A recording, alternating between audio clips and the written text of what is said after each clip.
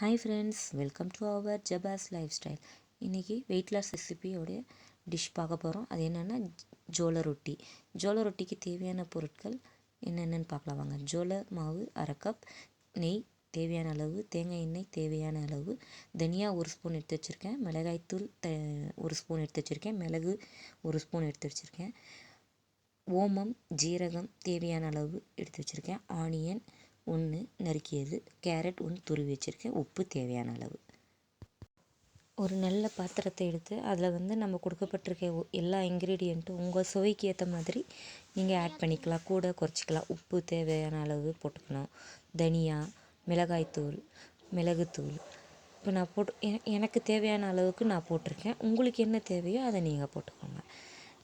அக்யூரேட்டாக நான் இவ்வளோதான் போடணும் அவ்வளோதான் போடணுன்ட்டு இல்லை. எனக்கு காரம் ரொம்ப பிடிக்கும், அதனால் காரம் நிறைய போட்டிருக்கேன். உங்களுக்கு காரம் கம்மின்னா காரம் கம்மி போட்டுக்கோங்க.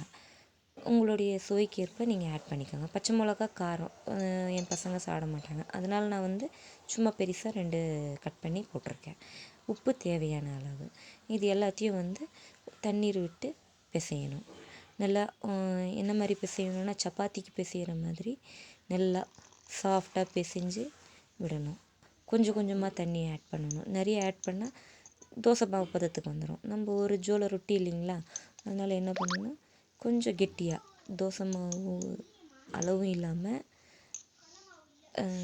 வேறு நல்லா பிசைஞ்சு அதை எடுத்து ஓரமாக எடுத்து வச்சுடுங்க. பிசைஞ்சிக்கணும்.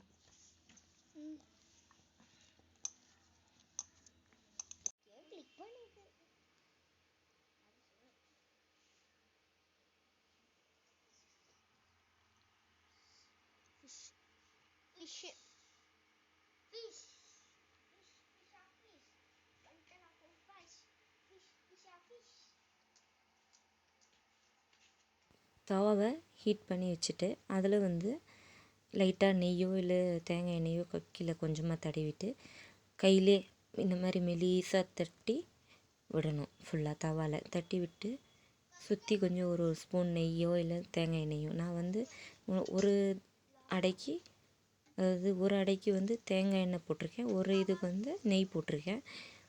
இதுக்கு நான் நெய் போட்டிருக்கேன், பாருங்கள் எப்படி வந்திருக்குன்ட்டு டேஸ்ட்டு. நெய் குட் ஃபேட் இல்லைங்களா, அதனால் நான் வெயிட் லாஸ்க்கு அது ஆட் பண்ணுறேன். நல்லா 2 பக்கமும் கொஞ்சமாக நெய்யை விட்டு நம்ம சுட்டு எடுக்கணும். ஸ்லோ ஃப்ளேமில் இல்லைனாலும் மீடியம் ஃப்ளேமில் வச்சு சுட்டு எடுக்கணும். பாருங்கள் எப்படி சுட்டுருக்கேன்ட்டு. நல்லா வெந்திருக்கோம், ப்ரௌன் ஆகிருக்கு.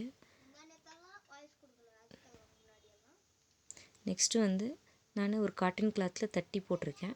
இந்த மாதிரி மெத்தடும் பண்ணலாம். காட்டன் கிளாத்தில் தட்டிட்டு அப்படியே போட்டோம்னா இன்னும் ஈஸியாக இருக்கும், மெலிசாக வரும்ன்றதுக்காக அந்த மாதிரி பண்ணியிருக்கேன். பாருங்கள், நல்லா சுற்றி எல்லா பக்கமும் சுற்றி ப்ரெஸ் பண்ணி அவ்வளோதான், ஜோள ரொட்டி ரெடி. அதை சாப்பிட்றதுக்காக என் 2 பிள்ளைங்களும் செஃப் மாதிரி சேரில் உட்காந்துருக்காங்க. ஃபஸ்ட்டு சின்னவர் டேஸ்ட் பண்ணியிருக்காரு, சூப்பர் அப்படின்னு சொல்லியிருக்காரு. நெக்ஸ்ட்டு பெரியவர் சாப்பிட்றாரு, வேண்டா வெறுப்பாக எடுத்து சாப்பிட்றாரு.